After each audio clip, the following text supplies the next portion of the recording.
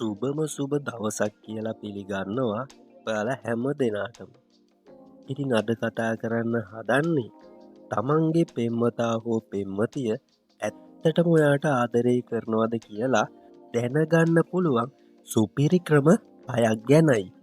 මිනිසුන්ගේ හැඟීම් කියන්නේ නිතරම වෙනස් වෙන දෙයක්.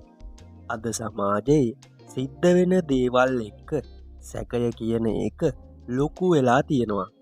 ඉතින් තමන්ගේ පෙම්වතා හෝ පෙම්වතිය ඔයාට ඇත්තටම ආදරය කරනවාද කියලා ඔහුගේ හෝ ඇයගේ දිනපතා ක්‍රියාකාරකම් හෝ ආකල්ප දෙස බැලීමෙන් ඔයා ගන්න පුළුවන්.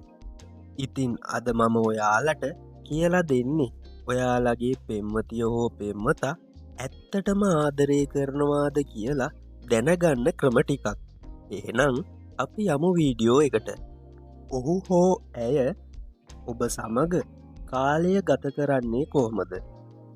ඔහු හෝ ඇය ඔබ සමග මිතුරෙකු සේම විශේෂ කෙනෙක් විදිහට ඔබට ගෞරව කරනවද? ඔබට කරදරයක් වුණ වෙලාවට, අවුලෙන් ඉන්න වෙලාවට, අසනීප වූ විට ඔබේ පාර්ට්නර් ඔබත් සමග කාලය ගෙවන්න කැමතිද? නැත්නම් ඒ වෙලාවේදී ඔබ ගැන නිතර සොයා බලනවද? අන්න එහෙනම් ඔබ ඉතා වාසනාවන්තයි. මොකද ඒක සැබෑ ආදරයේ සලකුණක්. ඔබට අවධානය දෙනවද? ඔබේ පාර්ට්නර් ඔබ ගැන ප්‍රශ්න අසනවාද? ඔබේ හැඟීම් ගැන සැලකිලිමත්ද?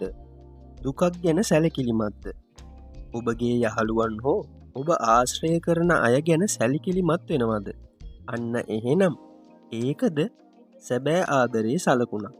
උදව් අවශ්‍ය වෙලාවේදී ඔබ ළඟින් සිටිනවාද?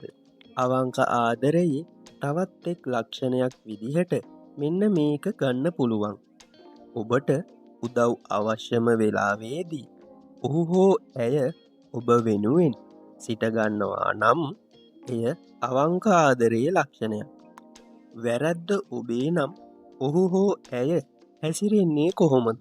කුමන හෝ ක්‍රියාවකදී ඔබ ඇත්තටම වැරදි නම් ඔහු හෝ ඇය ඔබට බනිනවද? නැත්නම් ආය ඒ වැරද්ද නොකරන්න උපදෙස් දෙනවද? ආයාචනා කරනවද? ඔයාව ආරක්ෂා කරන්න ඔයාගේ ඉදිරියෙන් හිටගන්නවද? එහෙනම් අවංක ආදරය ඔයාට දැනටමත් හම්බෙලා ඉවරයි. ඔබේ පාර්ට්නර් ඔබේ කලින් සම්බන්ධතා ගැන නිතරම හොයනවද? අතීතය ගැන නිතරම අහනවද? මෙන්න මේ කාරණාවේදී ඔහු හෝ ඇය ඔබේ කොටසක් වීමට දරන උත්සාහයක්. ඉතින් පරිස්සම් කරගන්න. මෙය ගෞරවනීය ආදරයක ලක්ෂණයක්. ඔබට ලැජ්ජා කිරීම නැති හෝ පහත් කිරීම නැතිව කතා කරනවද? ඒ කියන්නේ මෙන්න මේකයි. ඔබට අවංකව ආදරය කරන කෙනා ඔබව යහළුවන් ඉදිරියේ හෝ පිරිසක් ඉදිරියේ ඔබව ලැජ්ජාවට පත් කරන්නේ නැත. ඔබව අවතක්සේරු කිරීම, ඔබේ වටිනාකම අඩු කිරීමේ අරමුණින් කතා කරන්නේද නැත. ඉතින් මෙන්න මේ කාරණා ටික ඔබට ඔබේ පාර්ට්නර්ව හොයාගන්න උදව්වක් වේවි. එහෙනම් ඔබට සුබ දවසක්.